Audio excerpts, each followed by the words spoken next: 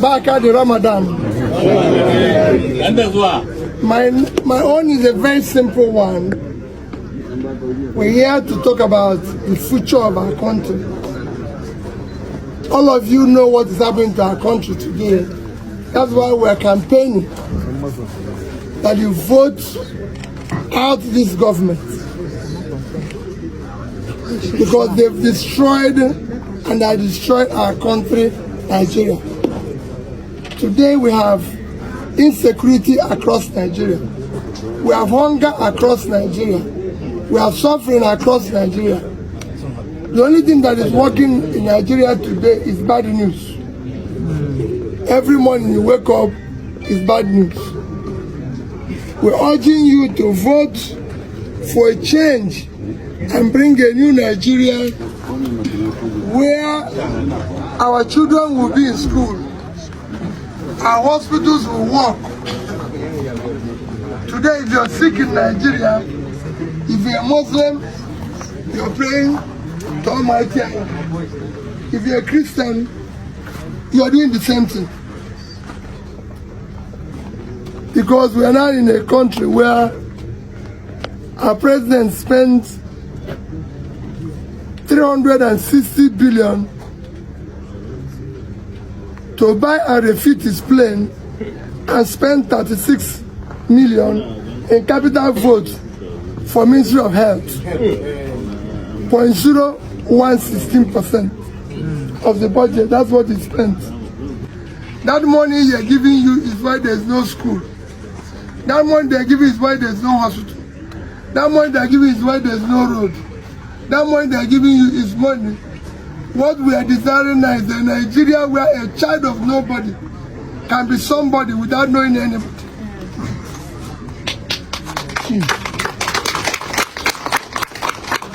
That is what we are desiring. So we are begging you, please vote for ADC. It's a new party that is going to change the country. Stay there until your vote is counted. Even if they say there's no transmission, let's stay there until they transmit it. Yes. Or like I said, we make sure the person who didn't transmit is transmitted, yes, by handing him over to the law. It's all part of transmission. Exactly. Since they cannot transmit our vote, we hold you and know that it's not the transmitter. Yes. So don't go away until your vote is counted and they transmit it. Yes. It's very. That money you're giving you is why there's no school. That money they're giving is why there's no hospital. That back at the Ramadan. Two men, one stage, and a crowd that couldn't quite believe what it was seeing.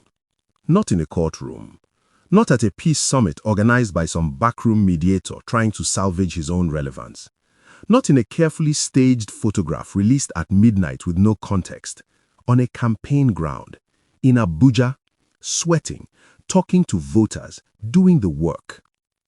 Atiku Abubakar and Obi, two men who spent the most bitterly contested election in recent Nigerian history tearing each other apart, showed up in AMAC local government, side by side, campaigning for the same ADC candidate.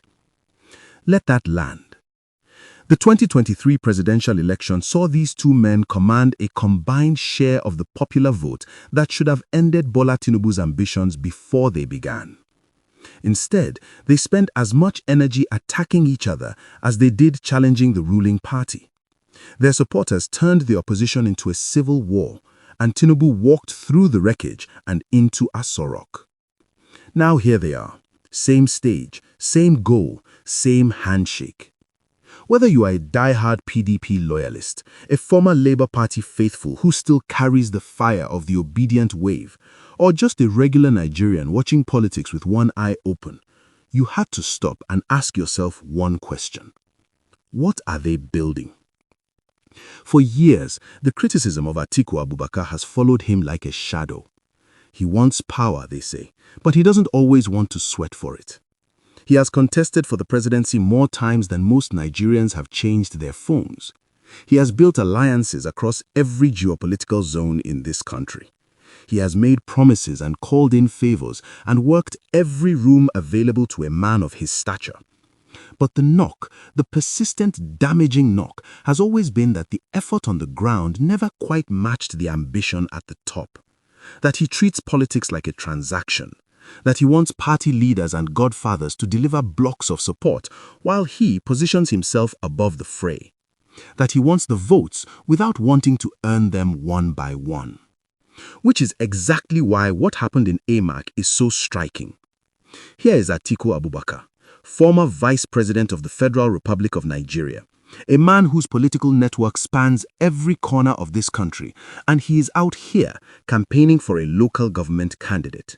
Not sending a representative, not issuing a statement from Abuja or Dubai, not asking a surrogate to show his face. He showed up in person on the ground. This is the kind of grassroots commitment that Atiku's critics have always said he was incapable of. And he didn't just show up, he spoke with the urgency of a man who understands what is at stake. He talked about a country where the president spent 360 billion naira refitting a presidential jet while allocating just 36 million naira, a fraction of 1% to the capital budget of the entire Ministry of Health. Where insecurity has become the national weather forecast, where every morning begins with bad news and ends the same way. Whether this is a genuine transformation or a strategic calculation ahead of 2027, the effect is identical. It sends a message that Atiku Abubakar is no longer above the trenches. And in Nigerian politics, that message matters enormously. Now here is where the story sharpens into something genuinely suspenseful. Peter Obi has spent the past several weeks telling his supporters, the obedience, those fiercely loyal Nigerians who still carry the energy and the moral weight of the 2023 wave, that he is coming. That he will be on the ballot, that he is not stepping aside, that he is not playing second fiddle to anyone. He has said this with the calm confidence of a man who has already made his mind. So what does it mean when that same Peter Obi turns up beside Atiku Abubakar on an ADC platform, campaigning in the same local government election? Does it mean Atiku has finally accepted that his presidential moment has passed and is throwing his organizational weight behind a man the Nigerian people seem to genuinely want? Or does it mean something larger? That these two men, who between them captured a majority of the moral energy in 2023, have looked at what is coming in 2027 and decided that the only path to ending this administration's grip on power is to stop competing with each other and start competing against it. Nobody is saying that out loud yet, but politics communicates in signals before it speaks in sentences, and the signal coming out of AMAC is not subtle. It is saying, these two men can occupy the same space, work toward the same goal, and not destroy each other in the process. In Nigerian politics, where egos have collapsed more coalitions than any opponent ever has, that is not a small thing. That is almost everything. Think carefully about 2023. The opposition was fragmented before the first ballot was cast. The PDP imploded from within. Labour Party emerged from relative obscurity and nearly pulled off something that had never been done before. But while Atiku's camp and Obi's camp were each mounting credible campaigns, they were spending enormous energy attacking each other, as much as they were going after the ruling party. Their supporters fought on social media, their proxies clashed in the press. The opposition, which should have been one fire, burned as two separate flames, and Tinubu walked straight through the gap between them. Now, run a different scenario. Take those same votes, that same energy, that same moral authority, but imagine it unified.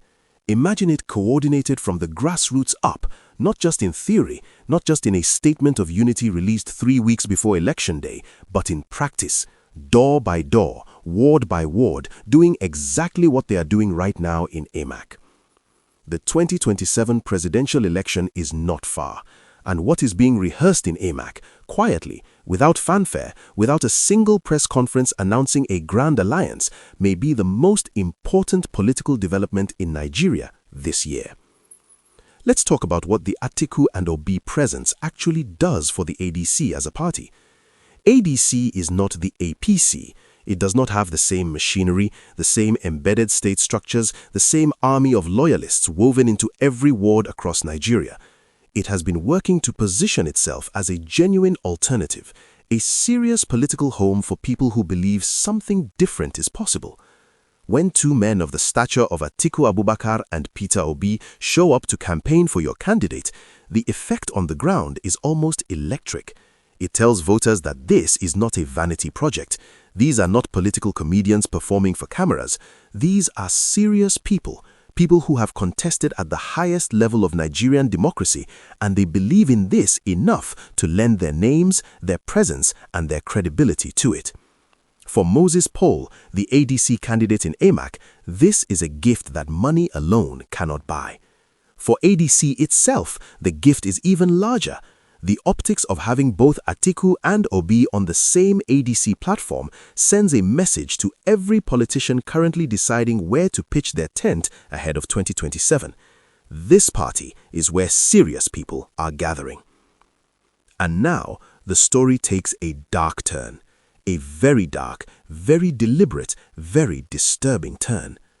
While ADC has been doing the work, campaigning, organizing, knocking on doors, showing up in the heat with actual human beings, the APC has been almost arrogantly absent. No significant campaign appearances in AMAC from the ruling party, no visible ground game, no effort to win the people over.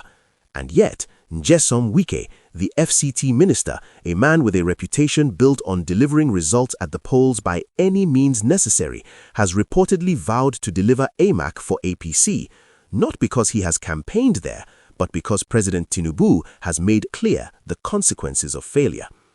Let that sit. A man who controls the administrative machinery of the Federal Capital Territory has been ordered to produce an APC victory in a contest where APC has not visibly campaigned. And Wike, being Wike, has no intention of letting something as inconvenient as the actual votes of actual people stand between him and that directive. The people of AMAC deserve to have this question asked loudly and clearly. Who made Wike the returning officer? Who gave a government minister the authority to override democratic outcomes? Is his ministerial position a license to manufacture results? The answer to every one of those questions is no. But the terrifying truth of Nigerian political reality is that no does not always stop machinery that has already been set in motion. Wike's reputation in Rivers State was built partly on exactly this, his ability to produce results at the polls when the political order required it. He did it before, he has been asked to do it again, and the fact that APC hasn't bothered to campaign in AMAC, that the ruling party has shown such contempt for the electorate that it didn't even pretend to want their votes, is not just a strategic insult, it is an insult to every Nigerian who has ever stood in a queue at a polling booth and believed even for a moment that their vote meant something. Because here is what happens when a party that doesn't campaign wins an election it didn't earn.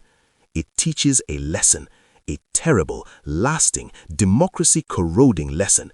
It teaches that you don't need to talk to voters, you don't need to understand their problems or show up in their communities or earn a single ounce of their trust. You just need the right allies in the right offices and the right willingness to bend the rules until they break. If APC wins AMAC without doing the work and ADC loses despite doing everything correctly, the message sent is not contained to AMAC. It travels. It seeps into every ward, every state, every election on the horizon. It demoralizes every candidate who chooses to play it straight. It emboldens every operator who prefers the shortcut. And it slowly, painfully erodes the one thing that elections are supposed to protect: the belief that democracy works.